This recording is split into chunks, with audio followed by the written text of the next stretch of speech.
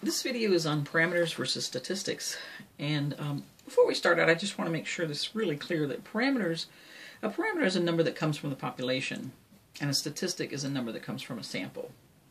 So I'll quickly just review what the definitions are and then apply these by labeling them in a word problem. So P is the proportion of people or objects in an entire population that has the trait. P hat is the proportion of people or objects in a sample that have the trait. Mu is the average trait for an entire population.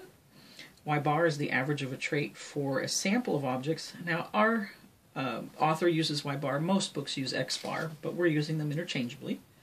S is the standard deviation of the data from a sample. Sigma is the standard deviation of data from the entire population. And N is the size of the sample. It's the number of people or objects that are actually asked the question or measured. Okay? And I just want to make a note, there is no symbol for the size of the population. It's just the population. And there also is no symbol for the number of people or objects in a sample that have the trait. And we'll come back to this. I have an example where I touch on this. Okay? So if we look at our first example, and here I've got this a little bit to organize for you in your mind, how do I start putting this together? So if something is a proportion, is a yes-no trait, it's going to be measured by a proportion. So it's either going to be P or P hat. If it comes from a sample, it's going to be labeled P hat. If it's measuring something about the population, it's called P. If something's a numerical trait, then it's going to be measured with a mean or an average, and that's going to be Y bar or X bar if it's coming from a sample. And it's going to be mu if it comes from the population. And standard deviation is S if it's from a sample, and sigma if it's population. And again, N is the sample size. So let's take a look at this scenario. A company is manufacturing bolts, and it needs to make sure that the bolts are 3 inches in length. The company samples 75 bolts and finds that the average length of the bolts is about 2.995 inches. Does the company need to change its manufacturing process? Now here, I'm not trying to solve this problem. I just want to set it up. I just want to understand, how to label all the numbers. And first, you should always, always, always ask yourself 2 questions every time you do a problem. The first question is, what is the trait? So essentially, is it a yes-no trait or is it a numerical trait? So what is the trait? And then the second question is, what's the population? Which I'll abbreviate POP. And so the population is anyone or any object that could have the trait. So it's essentially what we're going to or who we're going to get the information or to measure. So when I ask what is the trait, what I really mean is I want you to imagine that you're a researcher, and whatever object or person that you're measuring or asking a question of, whatever you write down on your piece of paper for that one individual object or person, that is what tells you if it's a yes or no trait or a numerical trait.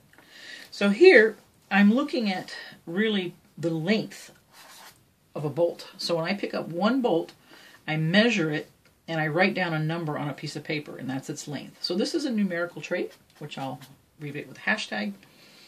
And the population is all the bolts. Okay, so here's a trait.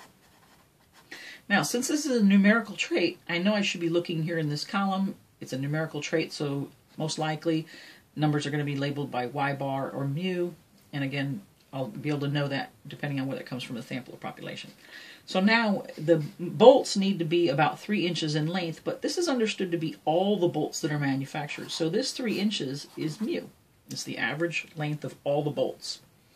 And then the company samples 75 bolts. That's how many bolts, so that's N, the sample size.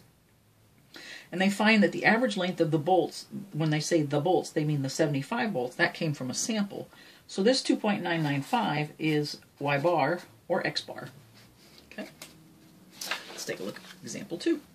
Now here you might want to pause and fill out this chart and just see how you're doing with that. So go ahead and pause and do that. So hopefully what you got is this is P hat, P, Y bar or X bar, mu, S, and sigma. So for number 2, the U.S. Census estimated that 83.8% of households in the U.S. have a computer, which to count this they included desktop models, laptops, tablets, and smartphones. And in one state, a sample of 756 households showed that this level was 79.2%. Does this indicate that school children in this state may be educationally disadvantaged? All right, so what's the trait? Well, if the trait is whether a household has a computer, so you either have a computer or don't. And if you imagine being the researcher that comes to a household and they ask, do you have any of these items? And they find out either yes or no, and that's what they write down on their piece of paper. So it's a yes-no trait, therefore it's going to be measured by P or P hat. And notice that you're using percents here, so that's indication that it's a proportion. And then the population is the households in the U.S., so that's the population. Now, if you look at the individual numbers now, 83.8%, this is the percent of all households because it's a U.S. Census. So this is P, percent of all households that have the trait, that have a computer. And then in one state, a sample of 756, so that's my sample size. That's how many households were asked the question, do you have a computer, which includes these items, or not? And then because this 79.2% comes from this sample, it's going to be labeled P hat. Okay. Example 3. And again, you might want to pause and go ahead and fill this out. But we'll do it here. Okay. About 18% of American women suffer from migraines. A study was conducted to see if a new medication may help female sufferers of migraines. The study involved 45 American women who took the medication for 6 months, and after 6 months, the study found that 16.7% of women still suffered from migraines. Is the medication effective? So again, first question is, what's the trait? So basically, a woman suffers or does not suffer. So this one word is the main idea of the trait, but technically it's suffer from migraines, right? So this is a trait, and again, when a researcher would ask one individual woman, do you suffer from migraines or not? They would write yes or no on their paper. So this is a yes-no trait. Okay. And then the population is American women. Okay. So now when we go to label the numbers, we have 18%, and it's understood 18% of all. I could slip this word all in there. If I can put that word all in there and it doesn't change the meaning, that means it's the population. So since it's 18% of all women suffer from migraines, that is P. Okay. And then a study found that 45 American women, so that's the sample size, and they were on this in this experiment for 6 months, but 6 months doesn't tell me about suffering of migraines, so that's just a superfluous number. And then they found that from the study, 16.7% of women still suffered from migraines, so that's P hat. It comes from a sample. It's the percent of women in the sample that have the trait still suffer migraines. Example 4. Again, go ahead and fill this out. Psychological studies indicate that about 3% of adult Americans lie frequently. In a random sample of 500 university students, 19 admitted to lying frequently. Does this suggest that university students lie more frequently than the general population? So again, what's the trait? The trait is whether someone lies frequently or not. So there's the trait. It's a yes-no trait. The population is right now all adult Americans, so that's the population. Okay. And they know that 3% of the entire population of adult Americans lie frequently. So this is P. And then when they take a sample of 500 university students, that's N, the sample size, 19 admitted to lying frequently. Now this 19 doesn't get a label. So let me go back to page 1 where I said there's no symbol. Here, note 2, there's no symbol for the number of people or objects in a sample that have the trait. So right here in our sample, 19 people admitted to lying frequently. But here there's no symbol for that. Instead, what we need to do to get our percent is to say, well, 19 out of 500, and then just do the division and get a percent. That is what gets the label together here as a P hat. Okay. Example 5. Again, go ahead and label. Okay. The average brain weight of American adult males is 1,336 grams. It's about 2.9 pounds.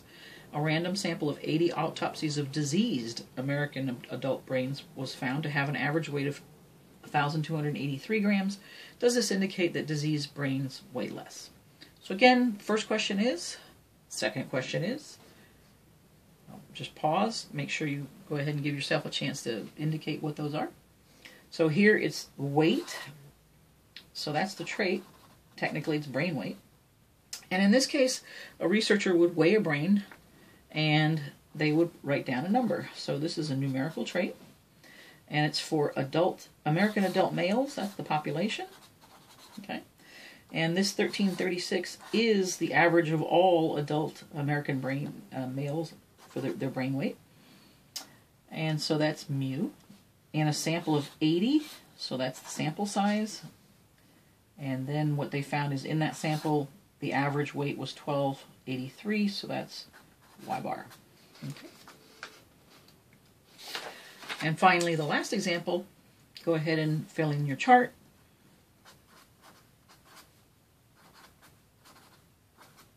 Okay. Blood cholesterol levels for women aged 20 to 34 years follows a normal distribution with a mean 185 milligrams per deciliter and standard deviation 39 milligrams per deciliter. A sample of 23 female cross-country runners is taken, and the mean blood cholesterol level for the women was found to be 176 milligrams per deciliter with a standard deviation of 25 milligrams per deciliter.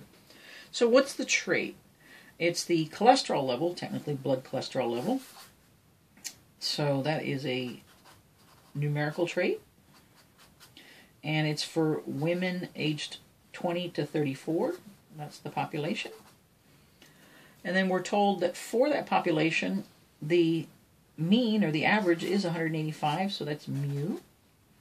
Standard deviation 39, so that's sigma, again, because it comes from the population of all women 20 to 34 years old. And then in a sample of 23, so that's n, the sample size, the mean was found to be 176, so that's Y bar. And the standard deviation of the sample was 25, that's S. Thank you so much for listening.